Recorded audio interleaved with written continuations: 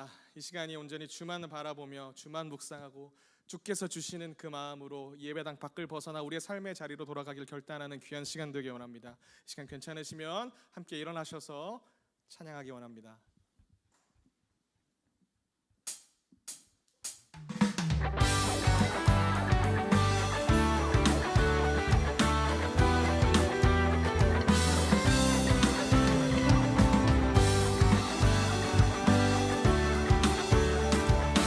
함께 노래합시다. 나는 주만 높이리. 나는 주만 높이리. 결코 내 맘 변치 않네. 세상 모든 권세 모든 영광 십자가 앞에 다 버리고 나의 충성과 내 헌신 내 모든 소망 오직 예수. 나무에 달려 죽으신 그분께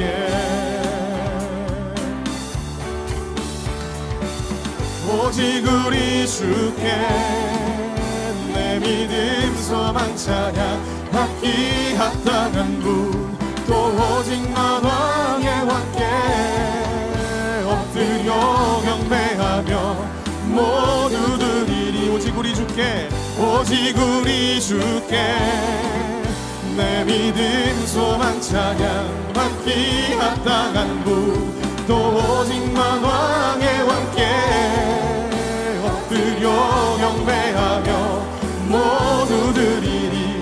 나를 지으시고 아버지 되시며 나를 구원하사 하늘의 상 주신 오직 우리 주님께 나 찬양하리.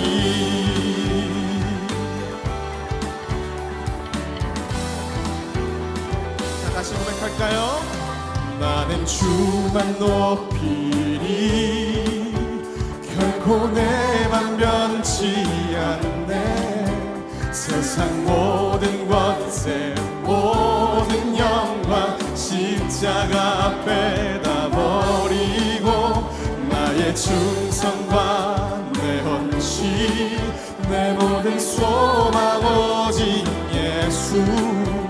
나무에 달려 죽으신 그분께 오직 우리 주께 오직 우리 주께 내 믿음 소망 찬양 받기 합당한 분 또 오직 만왕의 왕께 엎드려 경배하며 오직 우리 주께 오직 우리 주께 내 믿음 소망 찬양 받기 합당한 분 또 오직 만왕의 왕께 엎드려 경배하며 모두 드리니. 나를 지으시고 아버지 되시며 나를 구원하사 하늘의 상 주신 오직 우리 주님께 나 찬양하리.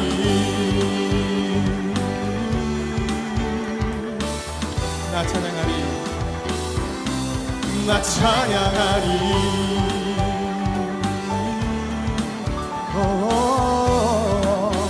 오직 우리 주께 오직 우리 주께 오직 우리 주께 오직 우리 주께 오직 우리 주께 오직 우리 주께 오직 우리 주께 다 같이 노래하십시다.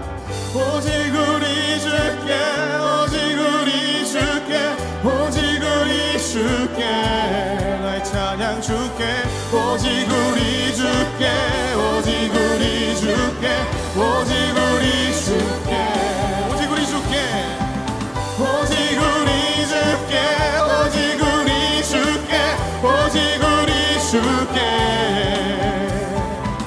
오직 우리 주께 오직 우리 주께 오직 우리 주께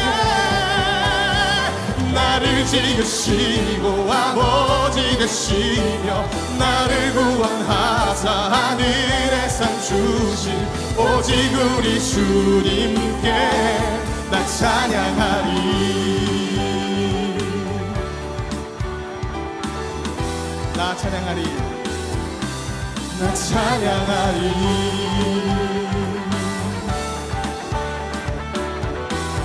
할렐루야. 주만 높이며 주만 찬양하겠습니다. 지존하신 주님께 감사의 박수 올려드리십시다. 할렐루야.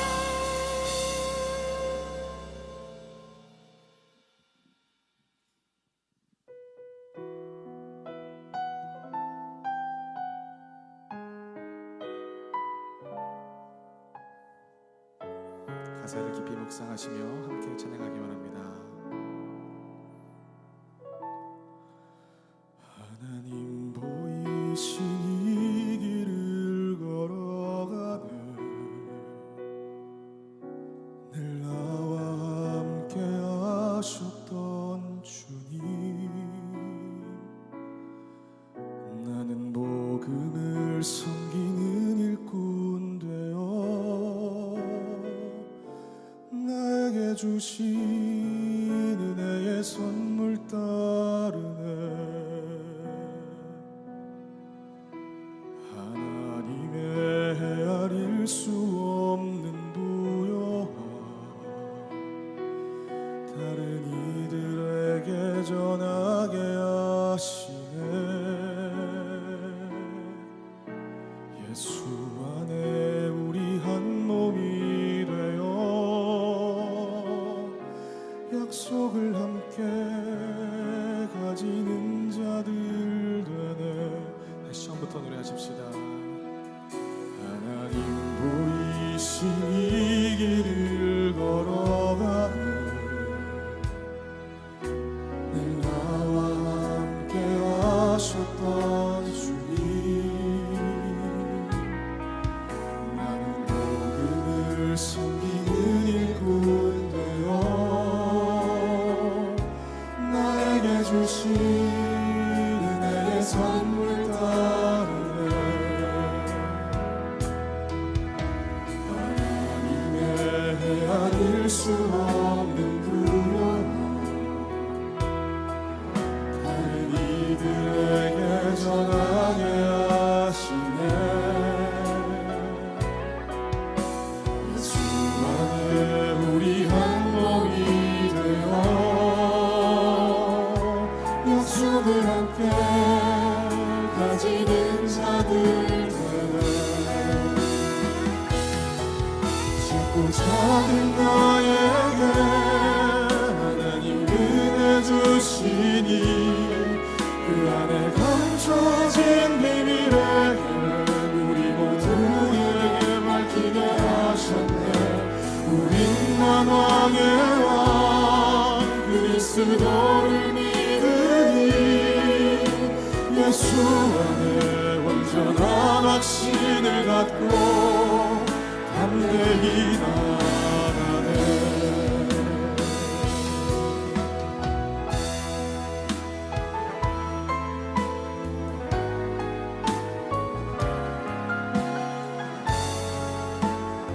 자, 이제는 선포하면서 불러보십시다. 하나님 보이신 이 길을 내가 걸어갑니다. 하나님 보이신 이 길을 걸어가네 늘 나와 함께 하셨던 주님 나는 복음을 섬기는 일꾼 되어 나에게 주신 은혜의 선물 따르네 하나님의 헤아릴 수 없는 부여와 이들에게 전하게 하시네 예수 안에 우리 한 몸이 되어 약속을 함께 가지는 자들 되네 작고 작은 나에게 작고 작은 나에게 하나님 은혜 주시니 그 안에 감춰진 비밀의 우리 모두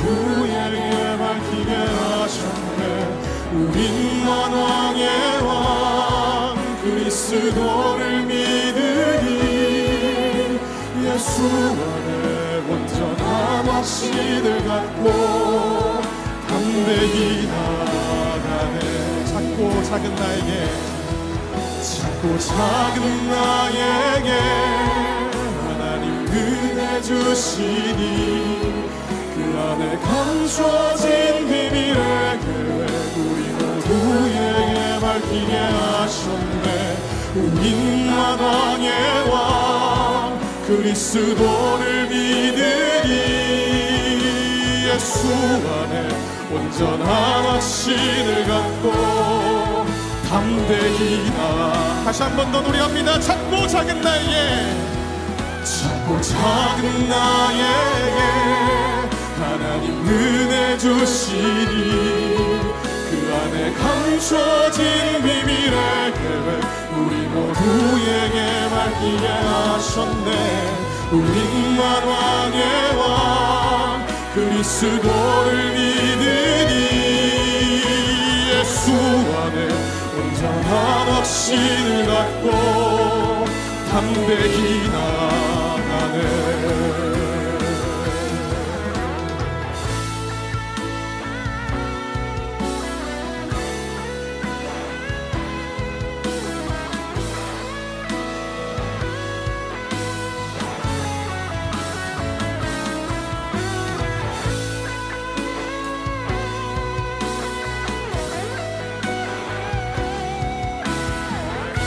다시 한 번 더 목소리 높여서 우리의 왕을 노래하십시다. 작고 작은 나에게 하나님 은혜 주시니 그 안에 감춰진 비밀의 계획 우리 모두에게 밝히게 하셨네. 우리만 왕의 왕 그리스도를 믿으니 예수 안에 온전한 확신을 갖고 담대히. 마지막으로 노래합니다. 작고 작은 나에게 작고 작은 나에게 하나님 은혜 주시니 그 안에 감춰진 비밀의 계획 우리 모두에게 밝히게 하셨네. 우리만 왕의 왕 그리스도를 믿으니 예수 안에 온전한 확신을 갖고 담대히 나. 예수께서 오늘 우리를 부르십니다. 예수 나를 보라 하네. 예수 나를 보라 하네. 어디든지 주를 따라 주와 같이 가려네. 주의 인도하심 따라 주의 인도하심 따라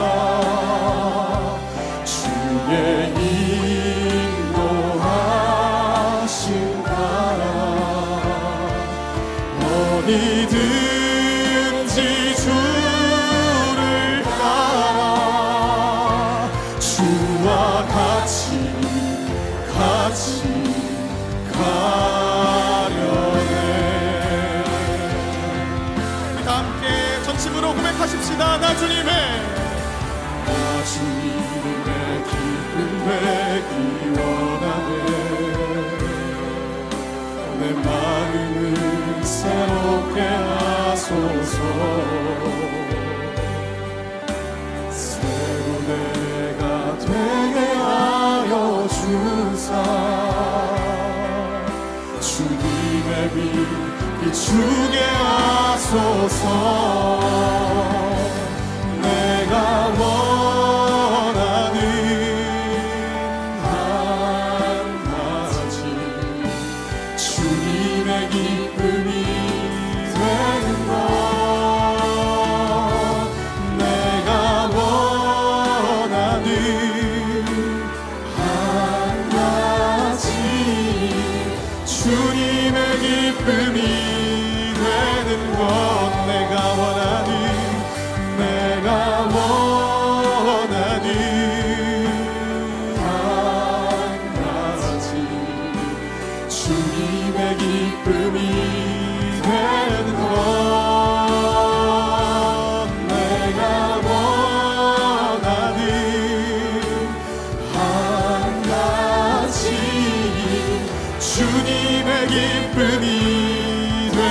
것 목소리 높여서 부르십시다.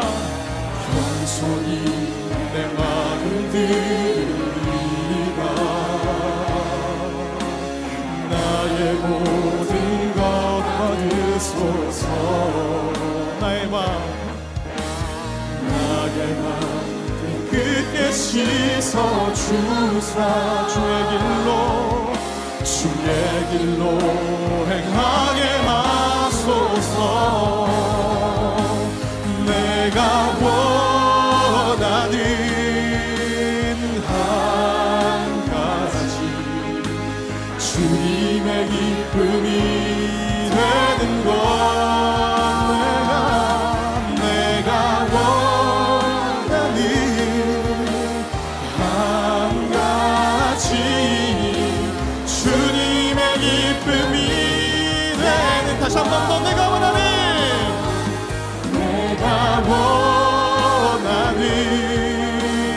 한 가지 주님의 기쁨이 되는 것.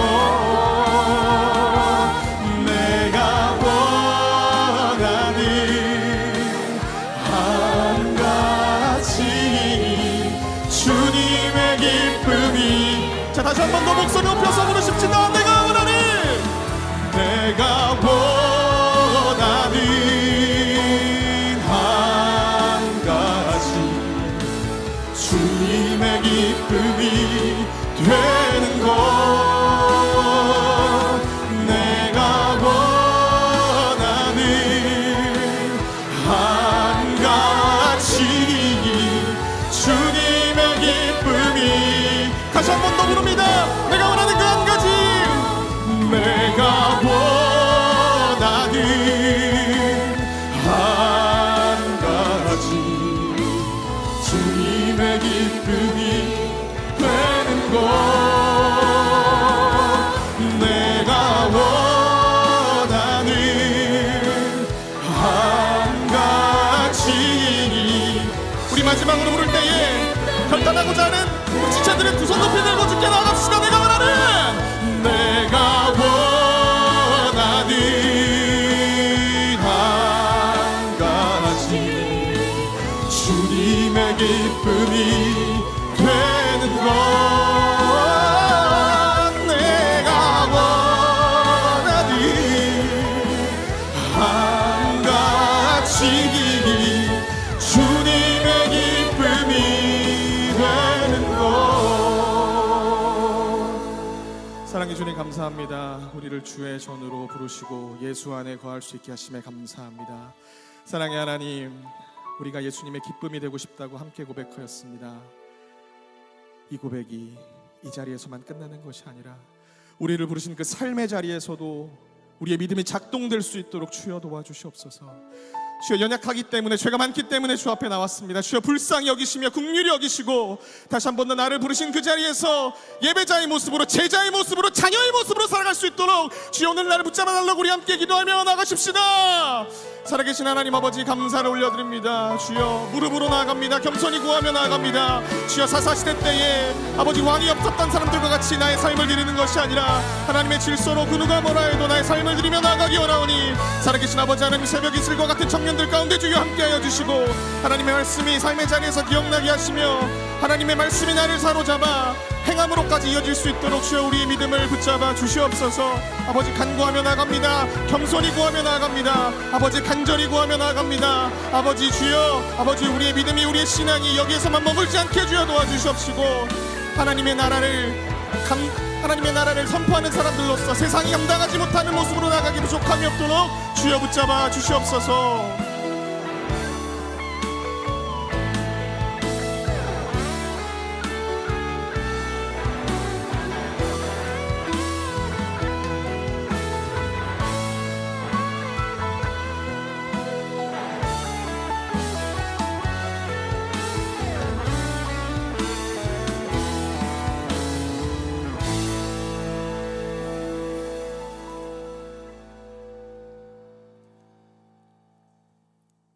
사랑하시고 고마우신 주님, 포근한 날씨가 반겨주는 3월의 마지막 주일, 저희를 한 자리에 모이게 해주심에 감사드립니다.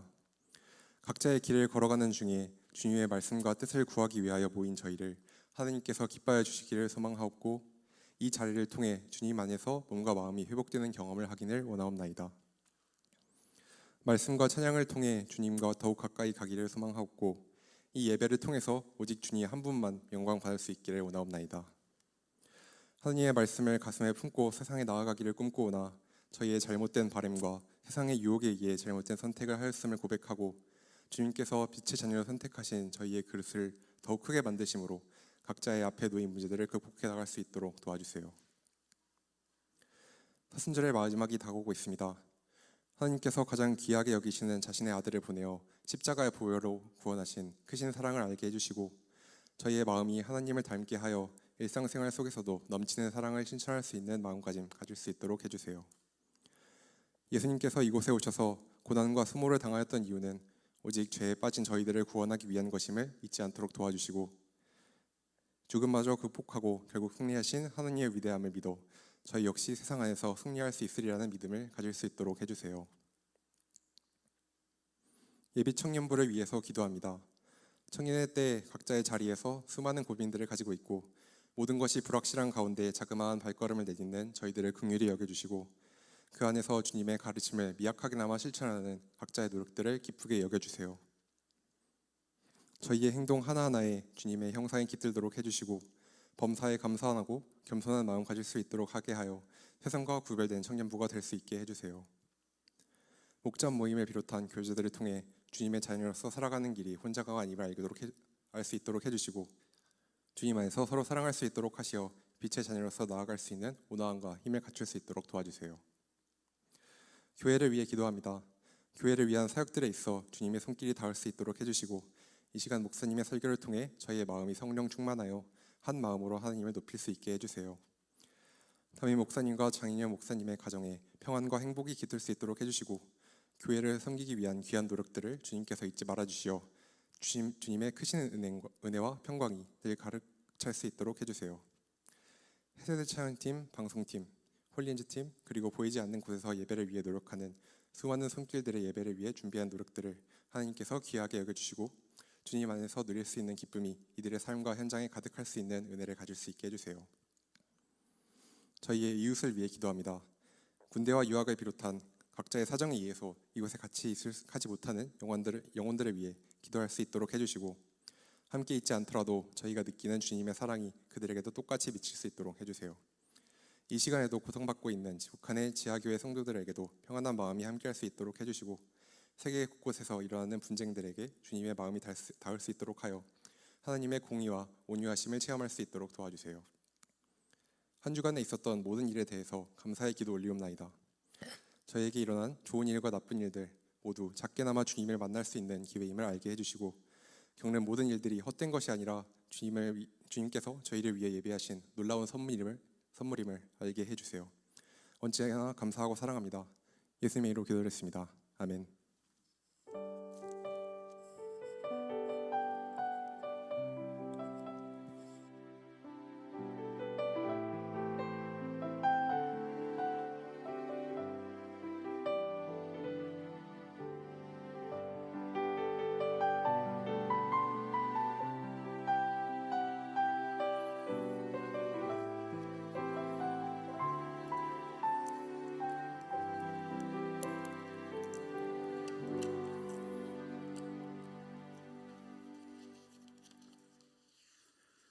지난주 경건생활 트래킹 암송할 말씀입니다. 사무엘하 7장 29절 말씀입니다. 이 말씀은 하나님께서 나단을 통해서 신탁이라고 우리가 부르기도 하고 다윗의 언약이라고도 부르기도 하는 다윗의 왕위가 영구히 보존되게 해주겠다라고 하신 하나님의 말씀 이후에 다윗이 하는 고백이라고 할 수 있습니다. 우리 다 함께 읽음으로 마음에 새기는 시간 가지겠습니다. 함께 읽습니다. 이제 청하건대 종의 집에 불 주사 영원히 하옵소서. 주 여호와께서 말씀하셨사오니 주의 종의 집이 영원히 복을 받게 하옵소서 하니라. 아멘. 공동체 소식 말씀드리겠습니다. 주보 5면을 참고해 주시기 바랍니다. 오늘 개포동교회를 방문하신 분들을 진심으로 환영합니다. 등록하실 분은 세교인 등록카드 작성하셔서 안내위원에게 전해주시면 잘 안내해드리겠습니다. 그 홈페이지에 온라인 새가족 등록란이 개설되어 있습니다. 그것을 통해서 신청하시는 분께는 교역자가 연락드리겠습니다. 1번에 보시면 부활주일 감사헌금 안내입니다. 우리 교회는 1년에 몇 차례 절기헌금을 드립니다. 그 절기헌금은 전액 교회 밖에 사용을 합니다. 기관을 돕든 선교사를 돕든 구제를 하든 전액 다 그렇게 교회 밖에서 사용하는데, 특별히 부활주일 감사헌금 중에서 일부는 번역 성경을 해외에 보내는 일에 우리가 올해가 3번째이죠. 그래서 동참하고 있고, 또 우리 교회가 존속하는 한 저는 이 사역은 계속하면 좋겠다 하는 생각을 하고 있습니다. 이번 부활주일 감사헌금 중에서 일부는 우간다 알루아어, 룬요로, 루토로 성경 두 버전이에요. 그래서 부족 두 종류의 성경이에요. 그래서 각각 4,300부씩 해서 총 8,600부를 그렇게 기증을 합니다. 아마 한 4천만 원 정도 그렇게 상당할 텐데, 우리가 부활주일 감사헌금에서 4천만 원은 그렇게 사용을 합니다. 기도로 준비해 주시면 감사하겠습니다.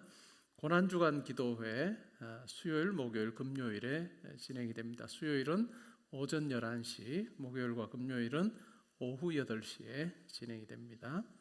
오늘 봄 성례식 은혜 가운데 잘 마쳤습니다. 학습, 입교, 세례 성례에 참여한 분이 41분이었고, 또 오늘 성례 참석한 분들이 믿음이 든든하게 다 잘 세워지고 자랄 수 있도록 기도해 주시면 감사하겠습니다. 4월 온가족 새벽기도회 4월 4일 오전 6시에 이 자리에 서 있습니다. 에스라 성경대학 예레미야 강해 진행이 될 텐데, 이번 기회에 예레미야를 제대로 그렇게 공부하는 기회가 되면 좋겠습니다. 신앙기초 양육반 진행하고 있고요. 10번에 보시면 개포중 어머니 기도회가 매주 월요일 오전 9시에 진행이 됩니다. 토요일에 진행하던 모임인데 오전 9시, 월요일 오전 9시에 합니다. 아마 그렇게 시간을 바꾼 이유가 뭘까 생각을 해보면 아마 한 주일의 첫 시간이겠죠, 그죠? 첫 시간에 공부하러 가 있는 아이들을 위해서 우리가 기도하자라고 하면서 모였던 것 같습니다. 꼭 개포중 어머니 아니어도 중학생을 둔 어머니는 다 함께 하실 수 있으니까 QR 코드 통해서 이렇게 신청하시면 아마 단톡방으로 초대되실 것 같습니다.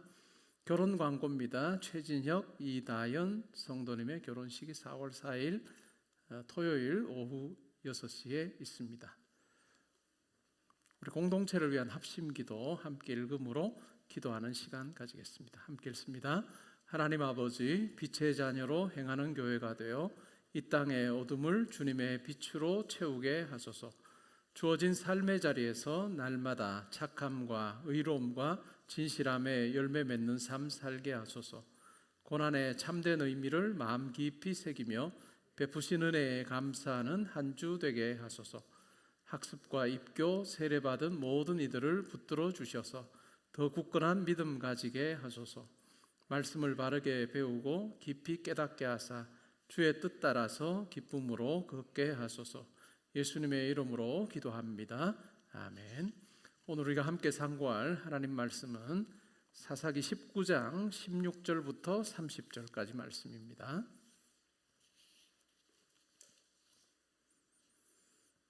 저와 교독하고 30절을 함께 봉독하겠습니다. 저녁 때 한 노인이 밭에서 일하다가 돌아오니 그 사람은 본래 에브라임 산지 사람으로서 기브아에 거류하는 자요, 그곳 사람들은 베냐민 자손이더라. 노인이 눈을 들어 성읍 넓은 거리에 나그네가 있는 것을 본지라. 노인이 묻되 그대는 어디로 가며 어디서 왔느냐 하니, 그가 그에게 이르되 우리는 유다 베들레헴에서 에브라임 산지 구석으로 가나이다. 나는 그곳 사람으로서 유다 베들레헴에 갔다가 이제 여호와의 집으로 가는 중인데 나를 자기 집으로 영접하는 사람이 없나이다. 우리에게는 나귀들에게 먹일 집과 여물이 있고 나와 당신의 여종과 당신의 종인 우리들과 함께한 청년에게 먹을 양식과 포도주가 있어 무엇인지 부족함이 없나이다 한지라. 그 노인이 이르되 그대는 안심하라. 그대의 쓸 것은 모두 내가 담당할 것이니 거리에서는 유숙하지 말라 하고 그를 데리고 자기 집에 들어가서 나귀에게 먹이니 그들이 발을 씻고 먹고 마시니라. 그들이 마음을 즐겁게 할 때에 그 성읍의 불량배들이 그 집을 에워싸고 문을 두들기며 집주인 노인에게 말하여 이르되 내 집에 들어온 사람을 끌어내라. 우리가 그와 관계하리라 하니 집주인이 그 사람이 그들에게로 나와서 이르되 아니라 내 형제들아 청하노니 이 같은 악행을 저지르지 말라. 이 사람이 내 집에 들어왔으니 이런 망령된 일을 행하지 말라. 보라 여기 내 처녀딸과 이 사람의 첩이 있은즉 내가 그들을 끌어내리니 너희가 그들을 욕보이든지 너희 눈에 좋은 대로 행하되 오직 이 사람에게는 이런 망령된 일을 행하지 말라 하나 무리가 듣지 아니하므로 그 사람이 자기 첩을 붙잡아 그들에게 밖으로 끌어내매 그들이 그 여자와 관계하였고 밤새도록 그 여자를 능욕하다가 새벽 미명에 놓은지라.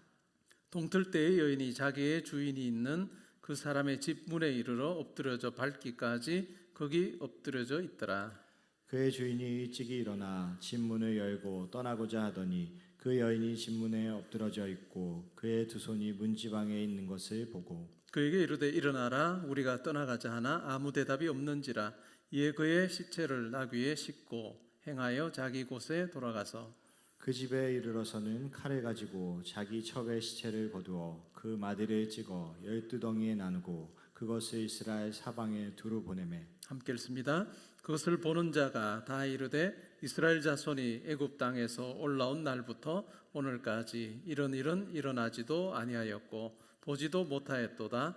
이 일을 생각하고 상의한 후에 말하자 하니라. 우리 말씀 듣기 전에 한 주간의 삶을 돌아보며 기도하는 시간 가지겠습니다.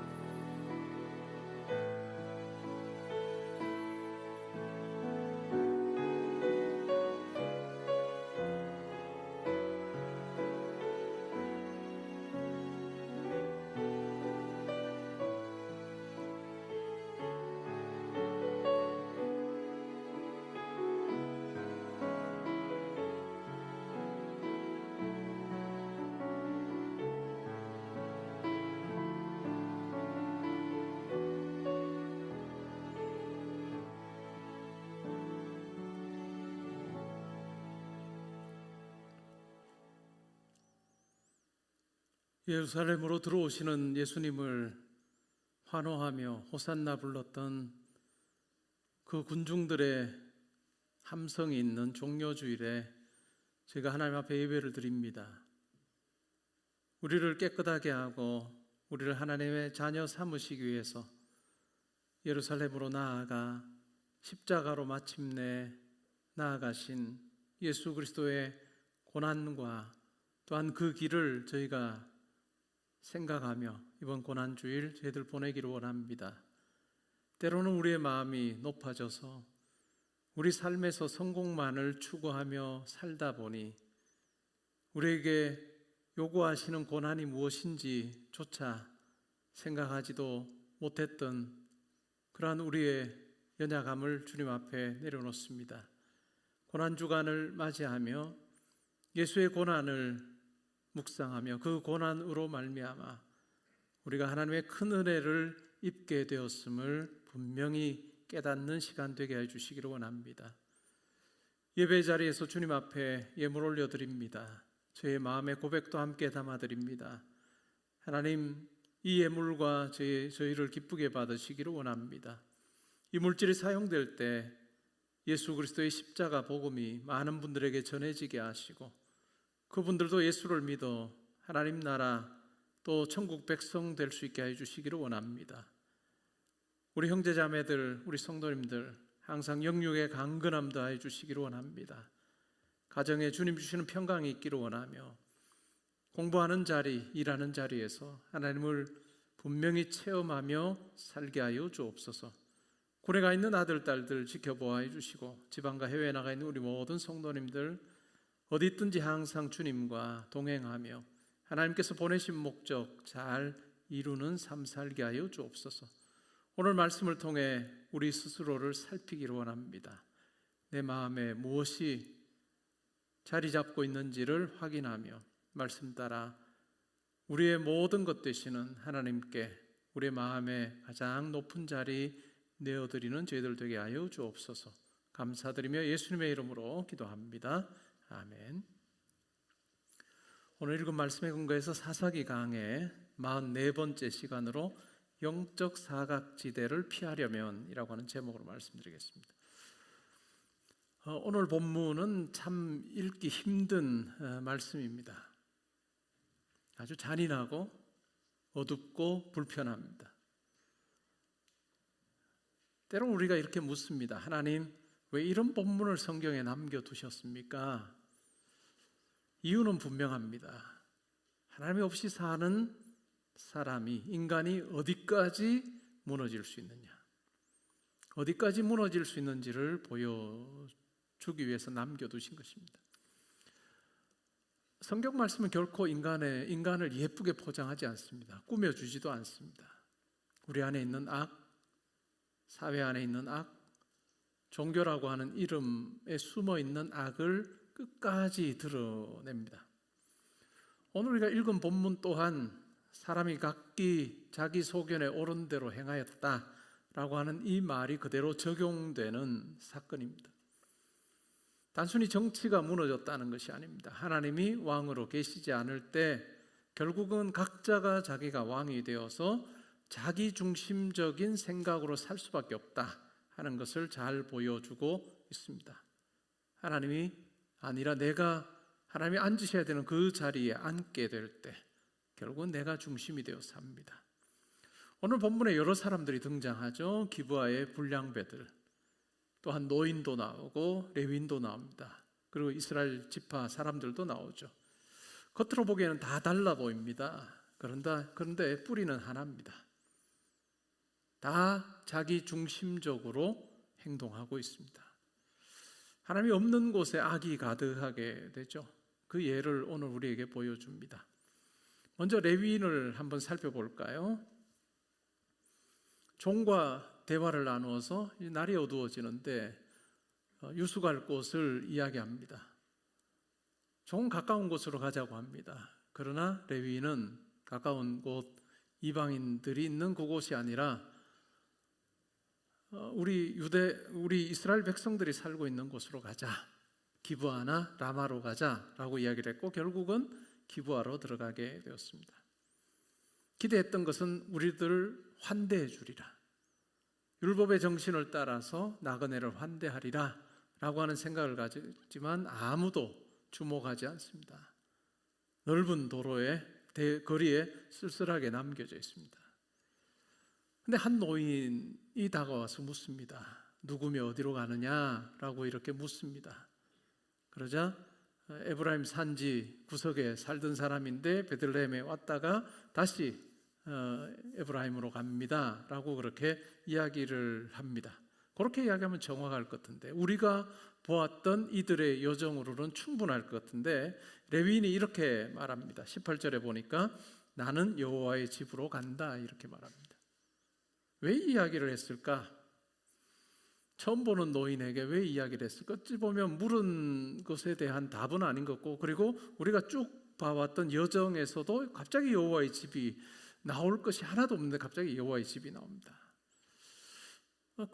그럴듯해 보이죠? 굉장히 신앙적으로 보입니다. 굉장히 경건한 말처럼 보입니다.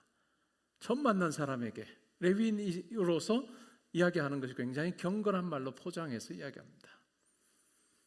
그리고 이렇게 말합니다. 나를 자기 집으로 영접하는 사람이 없어서 여기 있다. 결국은 우리입니다. 이 레위인과 그의 첩과 그의 종 다 우리인 거죠. 근데 이 레위인의 답을 보면 나를 자기 집으로 영접하는 자가 없어서 있다. 단수형으로 이야기합니다. 어쩌면 굉장히 자기중심적인 그런 어떤 마음이 이 속에 들어가 있는 것 같아요. 종도 별로 신경 안 쓰이고 또 첩도 별로 뒤에 부분에 보면 첩도 별로 신경 안 씁니다. 내가 가장 중요해 버린 거죠. 우리가 아니라 내가 돼버렸습니다. 마음의 중심에 결국은 자기가 있는 것입니다. 자기 체면이 있고 자기 인정이 있고 자기 보호가 있고 자기 만족이라고 하는 것이 참으로 중요한 그런 사람의 모습입니다. 때로는 우리가 이런 레위인의 겉으로 드러난 이런 말을 우리가 보면서 내 신앙생활 어떠한가 하는 부분도 한번 살펴볼 필요가 있습니다. 우리는 기도합니다, 하나님께. 그런데 이 기도의 시간은 실질적으로 하나님께 순종하는 자리입니다. 그런데 때로는 우리에게 하나님께 순종한다는 부분은 별로 없고 그냥 하나님께 내가 원하는 바를 간구하는 이런 것이 어찌 보면 기도처럼 우리가 착각하는 경우도 있습니다. 예배는 어떨까요? 예배는 하나님께 엎드리는 시간입니다.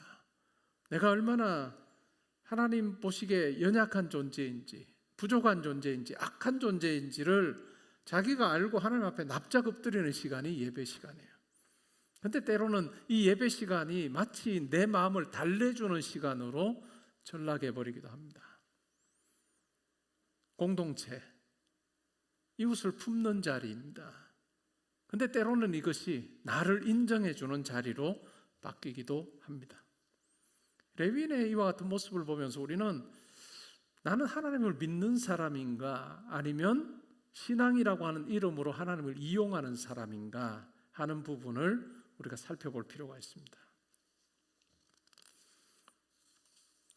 레위인의 경우에는 하나님 이야기를 합니다. 여호와의 집으로 간다는 이야기를 하죠. 그러나 위기의 한복판에서 그는 여전히 자기를 놓지 않고 있습니다. 나를 놓지 않고 있는 거예요. 노인을 한번 생각해 볼까요? 노인이 그들을 환대합니다. 집으로 들이죠. 겉으로 보기에 참 따뜻한 사람입니다. 발을 씻게 하고 먹을 것을 주고 또한 쉬게 합니다. 거기까지만 해도 괜찮습니다. 그런데 갑자기 장면이 바뀝니다. 기브아의 불량배들이 집을 에워쌉니다. 그리고 레위인을 내놓으라고 이야기를 합니다. 마치 창세기 19장의 소돔 이야기와 닮아 있습니다. 왜 이와 같은 일들이 벌어질까라고 생각을 해보면 이스라엘 백성들이 약속의 땅에 들어가 살고 있습니다. 하나님께서 조상들에게 약속하셨던 그 약속의 땅이에요. 그 땅은 평안과 풍요를 경험해야 되는 땅입니다. 그런데 하나님이 왕으로 계시지 않을 때 그 땅은 이미 소돔처럼 변해버렸다 하는 이야기를 해줍니다. 결국 타락한 것, 그것이 바로 이 하나님이 없는 도시가 되게 해버리는 결과를 가져다 주었다라고 하는 것입니다. 처음에는 이 노인의 행동을 보면 굉장히 좋아 보입니다. 그런데 위기의 순간에서 그도 무너져 버려요. 결국은 레위인을 내놓으라, 우리가 그와 관계하겠다라고 이야기하자 이 노인이 하는 제안은 뭔가요? 내 딸과 레위인의 첩을 내어주겠다라고 이야기합니다. 이렇게 하면 악을 막을 수 있다라고 생각을 했던 것 같습니다. 그런데 가만히 생각해 보면 이것이 어찌 보면 자기 집의 질서를 지키고 자기의 체면을 유지하고 자기 집에 들어온 손님이 그와 같은 악행을 당하는 그것을 참아볼 수 없어서 자기의 방식으로 문제를 정리하고 있습니다. 결국은 자기의 판단이 기준이 됩니다. 하나님이 계시지 않으면 악인도 없고 의인도 없습니다. 구분이 되지 않는 그러한 것입니다. 이 기브아의 불량배들은 욕망으로 타락합니다. 이 노인의 경우에는 체면으로 타락합니다. 레위인의 경우에 종교의 언어로 타락을 하고 또한 이스라엘 지파의 사람들은 이어지는 내용을 보면 질서를 지킨다는 명분으로 타락하게 됩니다. 근데 이러한 다양한 그룹들, 사람들의 공통점이 있습니다. 그 공통점은 결국은 가장 약한 사람을 내어주는 겁니다. 가장 약한 사람을 내어줘요. 하나님이 빠진 공동체에서는 가장 약한 몸이 먼저 찢어집니다. 그리고 말하기 어려운 사람이 밀려나게 되고 힘이 없는 사람이 거래의 대상이 되어버립니다. 오늘 본문에 보면 남자는 계속 말합니다. 남자들은 불량배들도 말하고 노인도 말하고 레위인도 말하고 뒤에 가면 지파 사람들도 말을 하는데 여인의 경우는 어떨까요? 말이 없습니다. 계속 침묵하는 거예요. 남자는 목소리를 가지고 움직이고 여자는 몸으로만 남습니다. 남자는 요구하고 설득하고 명령하고 정당화하고 보고합니다. 그런데 여자는 쓰러진 몸으로 남는다는 것입니다. 이것이 그 사회의 영적인 상태를 우리에게 보여줍니다. 침묵하는 이 죽은 첩의 몸은 자기 중심성으로 똘똘 뭉친 당시 사회 전체를 어찌 보면 고발하고 있습니다. 25절 참으로 끔찍한 섬뜩한 자리이겠죠. 25절은 이렇게 이야기하고 있습니다. 무리가 듣지 아니하므로 그 사람이 자기 첩을 잡아 그들에게 밖으로 끌어내매 그들이 그 여자와 관계하였다. 여기서 말하는 그 사람이 누군지는 원문은 명확하게 이야기하지 않습니다. 그 사람이 그의 첩을 붙잡아서 그들에게 밖으로 끌어내었다. 우리말 개역개정 성경에서는 이 레위인으로 번역을 했습니다. 근데 원문은 모호합니다. 왜 그러면 모호하게 이렇게 적었을까? 노인인가 아니면 레위인인가 분간이 되지 않습니다. 근데 가만히 생각해 보면 어떨까요? 노인이든 레위인이든 상관이 없습니다. 왜냐하면 두 사람의 생각이 똑같아요. 두 사람의 생각이 똑같아서 결국은 이 레위인의 첩을 그냥 문 밖으로 내줍니다. 레위인은 하나님의 사람입니다. 경건한 말을 알고 있고 또 하나님의 여호와의 집에 대해서 지금 말하고 있습니다. 근데 결국 위기의 순간에서는 자기 몸을 지키기 위해서 여인의 몸을 내어줍니다. 이게 자기 중심성의 마지막 얼굴 같아요. 자기를 살리기 위해서 남을 버립니다. 자기 안전을 위해서 남을 밀어내고 자기 체면을 위해서 남의 몸을 희생하고 자기가 위기에서 벗어나기 위해 연약한 사람을 문 밖으로 내모는 이것이 자기 중심성입니다. 새벽이 되었습니다. 그 여인은 다시 집으로 돌아오죠. 문 앞에 쓰러져 있습니다. 손은 문지방에 있습니다. 얼마나 처절한 장면일까요? 마지막 힘까지 그냥 문턱을 붙든 겁니다. 들어가고 싶었던 거죠. 살고 싶었던 것이고 보호받고 싶었던 것입니다. 근데 레위인은 문을 열고 이 장면을 보았습니다. 그리고 하는 말이 이렇습니다. 일어나라, 우리가 가자. 일어나라, 우리가 가자. 참 차가운 말입니다. 무서운 말입니다. 이 레위인은 이렇게 묻지 않습니다. 괜찮으냐? 무슨 일이 있었느냐? 더 나아가서 내가 잘못했다, 내가 너를 버렸다 한마디 하지 않습니다. 그저 일어나라, 우리가 가자. 상대방의 죽음 앞에서도 자기 길이 더 중요합니다. 상대방의 무너짐 앞에서도 자기 일정이 더 중요하고 상대의 몸을 보면서도 여전히 자기가 중심이 되는 이 레위인의 문제는 레위인의 문제로만 남지 않습니다. 우리의 문제일 수 있다라고 하는 것입니다. 누군가의 눈물 앞에서 우리는 빨리 지나가고 싶을 때가 있습니다. 누군가의 상처 앞에서 그 사람의 상처 난 부분을 우리가 듣기보다는 그냥 빨리 정리해버리고 싶을 때가 있습니다. 누군가 쓰러져 있는데도 내가 피곤하고 내가 감정적으로 탈진해 있고 내 일정이 먼저일 때가 많은 것이 우리 삶입니다.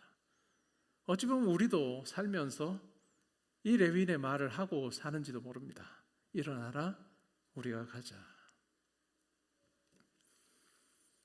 여러분들이 잘 알고 있는 장작 루소라고 하는 사람이 있습니다. 그는 1762년에 4월 달에 사회계약론이라고 하는 책을 쓰고 5월 달에 에밀이라고 하는 책을 씁니다. 여러분 18세기 중반에 이 책이 얼마나 파급 효과가 있었을까라고 하는 생각을 해보면 깜짝 놀랄 정도입니다. 중세 시기에서 이제 근대로 넘어오던 시기입니다.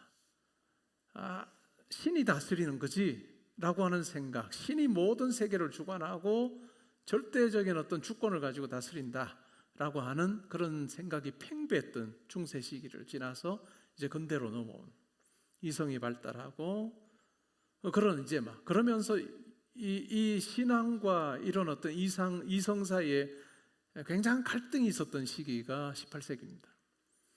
그때 1762년에 사회계약론이라고 하는 걸 쓰면서 이 사회는 하나님이나 어떤 절대적인 어떤 힘이 이끄는 것이 아니라 사람들의 마음속에 있는 자유의지라고 하는 그것을 통해서 시민들이 결정을 해서 이끌어가는 것이 바로 사회다라고 하는 엄청난 폭탄 선언을 합니다.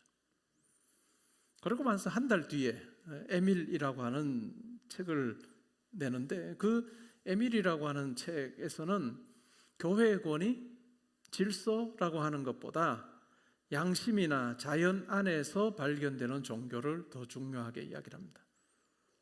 이 에밀의 4부에 있었던 앞에 단어는 기억이 안 나고 보좌 신부의 신앙 고백이라고 하는 그 글에서 폭탄 선언을 하는 거죠. 어땠을까요? 파리 고등법원에서 이제 체포 명령이 떨어집니다. 그리고 제네바에서는 이 루소를 이단으로 정죄를 합니다.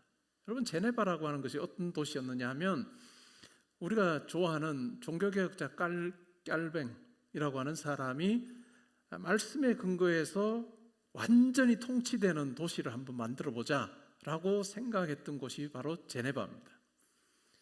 그 제네바의 관점에서, 도시의 관점에서 이 에밀이라고 하는 책의 내용을 보았을 때 어떻게 했을까요? 당연히 이단으로 정죄할 수밖에 없는 거죠. 파리에서 쫓겨납니다. 도망갑니다. 자기를 받아줄 곳이 없는 처량한 삶을 삽니다. 이 루소가 자기가 도피하던 중에 사사기 19장부터 21장의 내용을 자기의 관점에서 다시 쓴 글이 있습니다. 그것이 바로 에브라임의 레위인이라고 하는 글입니다. 에브라임의 레위인이라고 하는 글을 씁니다. 제목부터 한번 보십시오. 중심에 누가 있습니까? 레위인이 있는 거예요. 왜 그랬을까요? 지금 울분이 터집니다. 복수하고 싶은 마음도 있습니다. 루소에게는. 근데 이 사사기 19장부터 21장을 보니까 딱 맞아 떨어지는 거예요. 에브라임의 레위인의 그 모습 속에서 자기의 모습이 느껴지는 거예요. 그래서 훨씬 더 쫓기는 사람으로서, 억울한 사람으로서, 사정을 가지고 있는 사람으로서 이 이야기를 범죄와 복수라고 하는 이야기로 그렇게 읽어내고 있는 내용이 바로 에브라임의 레위인입니다. 장작 루소만 그럴까요? 우리가 이 세상 살면서 객관적인 성경 읽기가 가능할까? 저희가 강의 때 자주 이야기하는 내용인데 불가능할 겁니다. 우리 각자는 자기가 성경의 어떤 독자로서 자기의 형편이라고 하는 그 렌즈를 통해서 성경을 보게 돼 있어요. 해석자가 되는 거죠. 상처 입은 사람은 상처로 읽습니다. 쫓기는 사람은 쫓기는 인물을 붙들게 되고, 억울한 사람은 복수의 구절을 더 크게 붙잡게 되고, 분노한 사람은 심판의 말씀이 먼저 떠오릅니다.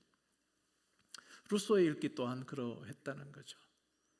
독자의 형편이 본문을 어찌 보면 끌고 갑니다. 근데 우리가 그것만 있어서는 안 된다는 거예요. 여기서 멈춰서는 안 됩니다. 성경은 우리의 형편을 알지만 우리의 형편 속에 성경 말씀이 갇히지는 않습니다. 우리는 내 상처로 본문을 읽어냅니다. 근데 하나님은 하나님의 말씀인 그 본문으로 내 상처 뒤에 숨어있는 자기 중심성을 드러내길 원합니다. 우리는 에브라임의, 루소도 그랬듯이 에브라임의 레위인을 붙들고 싶어 할지 모릅니다. 근데 하나님은 문지방에 쓰러진 몸을 보라고 우리에게 이야기하고 있습니다. 누가 나를 이해해 줄까라고 우리는 묻습니다. 근데 하나님은 우리에게 내가 누구를 문 밖으로 밀어냈느냐라고 우리에게 물으십니다. 우리는 내 억울함을 가지고 말씀 앞에서 때로는 말씀으로 다가갑니다. 근데 하나님은 타인의 고통을 내 명분의 재료로 삼지 말라라고 그렇게 말씀합니다. 이 지점이 매우 중요하고 성경은 결코 우리를 위로만 하지 않습니다. 성경은 오히려 우리를 해부합니다. 우리 안에 있는 레위인을 드러내는 거죠. 우리는 이 대목에서 예수님을 보아야 합니다. 사사기 19장 그냥 두면 절망으로 끝납니다. 아무도 그 여인을 지키지 않습니다. 아무도 자기 몸으로 막아서 내지도 않습니다. 아무도 대신 나가주지도 않습니다. 이 장면 속에서 우리는 예수님을 더 선명하게 볼 수 있어야 됩니다. 레위는 자기를 살리기 위해서 여인을 내어주었습니다. 근데 예수님은 다른 사람들을 살리기 위해 자기를 내어주십니다. 레위는 자기의 몸을 지키고 여인의 몸을 희생시킵니다. 그런데 예수님은 자기 몸을 깨뜨려서 죄인들을 살려주십니다. 레위는 문을 열고 쓰러진 몸을 지나쳐서 자기 길을 가려고 합니다. 그런데 예수님은 쓰러진 자를 지나치지 않으십니다. 레위는 희생자의 몸을 자기 명분의 메시지로 사용합니다. 그런데 예수님은 자기의 몸을 사랑의 선물로 내어주십니다. 레위인은 자기의 신부를 버립니다. 그런데 예수님은 자기 신부된 교회를 끝까지 사랑하십니다. 레위인은 자기 중심성의 아이콘이고 예수님은 자기 비움의 본으로 우리에게 소개되고 있습니다. 물론 제가 다다음 주에 다루겠지만 오늘 우리가 읽었던 본문에 나오는 시체라고 하는 말은 원문에는 없습니다. 시체라고 하는 말은 원문에 없는 것이고 그래서 학자들 간에 이런 논의를 합니다. 이 본문을 그대로 가지고 이 본문을 가지고 이해를 할 때 과연 이 문지방을 잡고 있었던 그 문 앞에 쓰러져 있었던 이 레위인의 첩이 거기서 죽은 상태였느냐 아니냐 원문은 우리에게 이야기해 주지 않습니다. 그런데 결국은 12토막으로 냅니다. 그리고 각 지파로 보내는 거죠. 그래서 어찌 보면 12토막이 살인사건일 수도 있습니다. 끔찍한 이와 같은 어찌 보면 자기가 이러한 일을 당하고 이것을 명분 삼아 어찌 보면 자기의 첩의 몸의 일부를 가지고 그 명분의 재료로 삼는 그러한 모습을 우리가 발견합니다. 근데 예수님의 경우는 너무너무 다른 거죠. 이게 복음입니다. 우리가 문 밖으로 밀려나야 될 사람이었습니다. 근데 예수님께서 대신 성문 밖으로 나가십니다. 영문 밖에 나가셔서 우리를 위하여 고난당하십니다. 우리가 버림받아야 할 사람들이었는데 예수님이 버림받으십니다. 우리가 찢기고 심판받아야 했는데 예수님께서 찢기시고 심판을 당하셨습니다. 신앙이라고 하는 것은 결코 종교적인 언어를 배우는 것이 아닙니다. 고상한 종교적인 언어를 가지고 때로는 내가 믿는 것을 풀이해낼 수 있느냐 없느냐의 차원의 문제가 아닙니다. 그것이 아니라 신앙은 결국은 자기 중심성으로부터 내가 벗어나는 것, 그것이 신앙입니다. 예수를 진정으로 믿게 되면 자기 중심성이 약해질 수밖에 없습니다. 예수를 진정으로 믿게 되면 남을 이용하기보다 섬기게 됩니다. 예수를 진정으로 믿게 되면 자기 보호보다 책임을 선택하게 되고 예수를 진정으로 믿게 되면 자기 정당화를 늘어놓기보다는 몸으로 사랑하기 시작하는 이것이 변화입니다. 나의 말이 누군가를 침묵하게 하는 방식으로 사용되지 않았는가 우리는 돌아봐야 됩니다. 내가 있는 위치와 힘이 누군가를 문 밖으로 밀어내는 도구가 되지 않았는가 우리는 살펴봐야 됩니다. 하나님께서 우리가 사는 동안에 우리에게 주시는 여러 가지 것이 있을 것입니다. 물질도 주시고 지위도 주시고 때로는 영향력도 주실 것입니다. 하나님께서 내게 주신 것을 내가 어떻게 사용하고 있느냐, 예수님의 방식으로 사용하느냐 아니면 레위인의 방식으로 사용하느냐, 우리는 잘 살펴봐야 합니다. 가정도 마찬가지고 교회도 마찬가지고 나의 성경 읽기도 마찬가지여야 합니다. 우리가 성경을 읽을 때마다 많은 사람들은 약속의 밑줄을 긋습니다. 그러나 우리가 말씀 앞에 적나라하게 설 때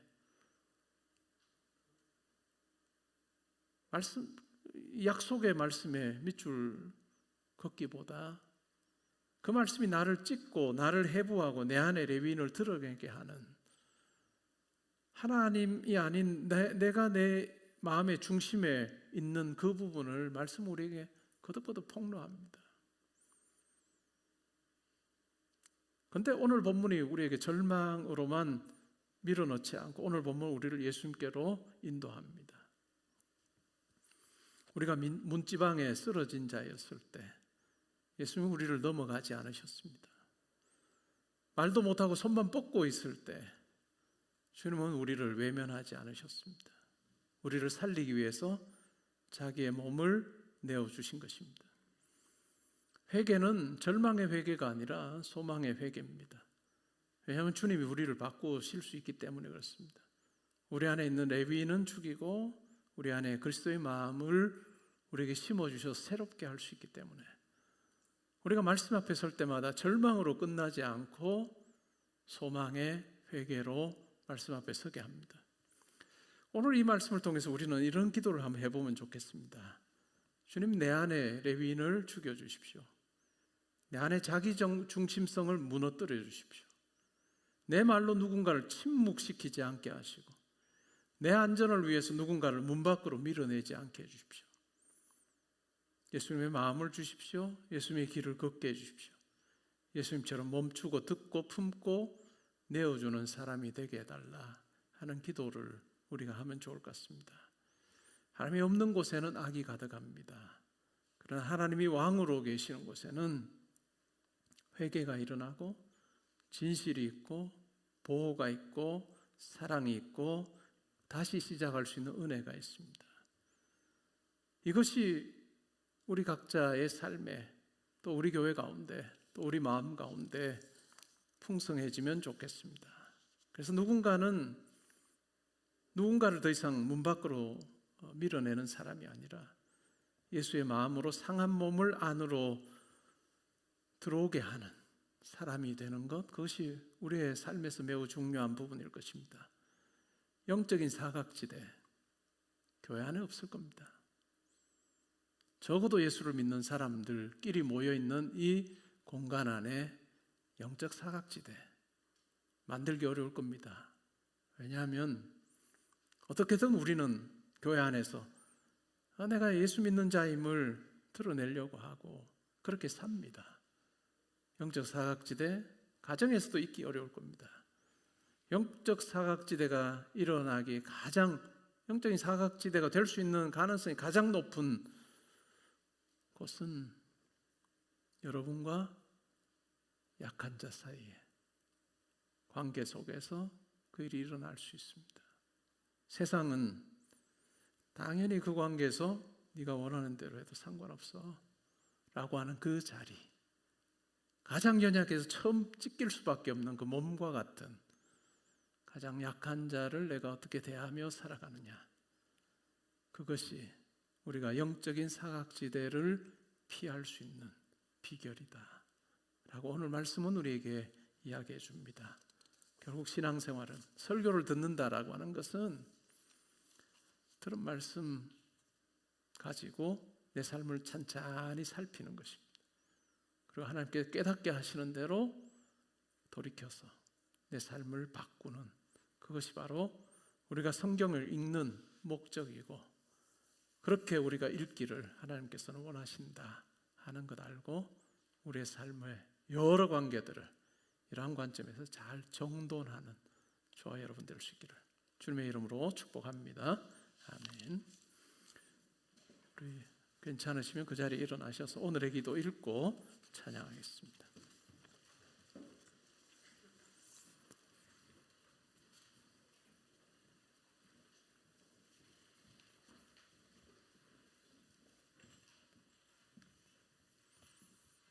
함께 읽습니다. 시작. 힘없는 자의 아픔을 외면하고 우리의 유익만 붙들지 않길 원합니다.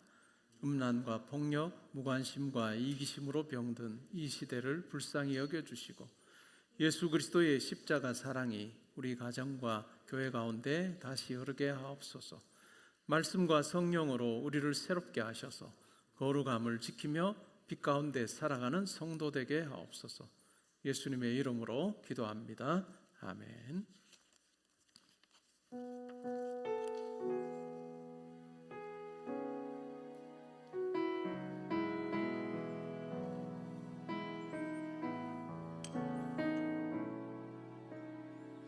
주를 향한 나의 사랑을 주를 향한 나의 사랑을 주께 고백하게 하소서. 아름다운 주의 그늘 아래 살며 주를 보게 하소서. 주님의 말씀 선포될 때에 땅과 하늘 진동하리니 나의 사랑 고백하리라. 나의 구주 나의 친구. 우리 목소리 높여서 찬양합니다. 마음으로 주를 바라며 나의 사랑 고백하리라. 나를 향한 주님의 그 크신 사랑 간절히 알기 원해. 주의 은혜로 용서하시고 나를 자녀 삼아 주셨네. 나의 사랑 고백하리라. 나의 구주 나의 친구.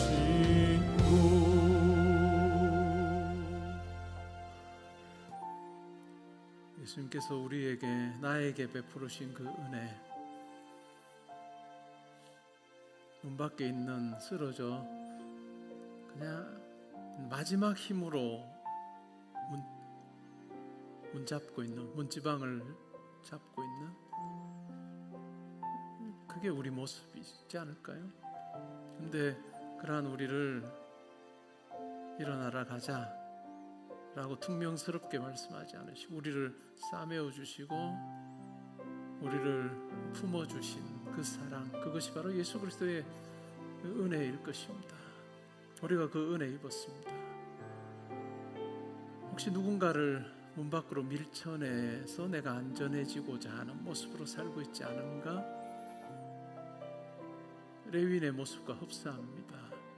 그러나 예수님께서는 누군가를 밀쳐내시지 않고 자기가 문 밖으로 나가신, 그것이 어찌 보면 우리가 본받아야 될 모습이겠죠. 힘 있는 사람, 많은 것을 가진 사람에게는 모든 사람들이 다 이렇게 행동하지 않습니다. 그런데 약한 자에게는 항상 밀쳐내는 것, 말로 행동으로 밀쳐내기가 얼마나 쉬운가. 나는 누구를 닮아서 살고 있는가 한번 생각하며 오늘 이 말씀이 우리에게 주시는 깨달음을 가지고 우리 각자의 삶에서 한번 노력해 보면 좋을 것 같습니다. 오늘 들은 말씀 생각하며 우리의 삶의 여러 관계들을 찬찬히 점검하고 살피는 시간 되면 좋겠습니다. 우리 함께 기도하겠습니다.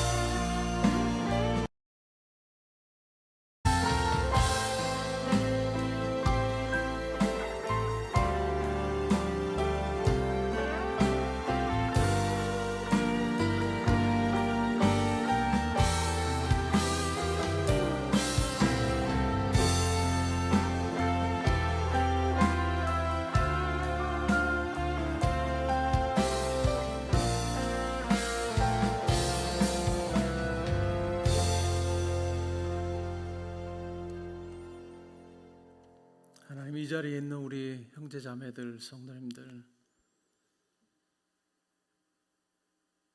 레위인의 삶을 모방하며 살지 않게 하시고 예수 그리스도께서 보여주신 그 본을 따라 살게 해주시기를 원합니다.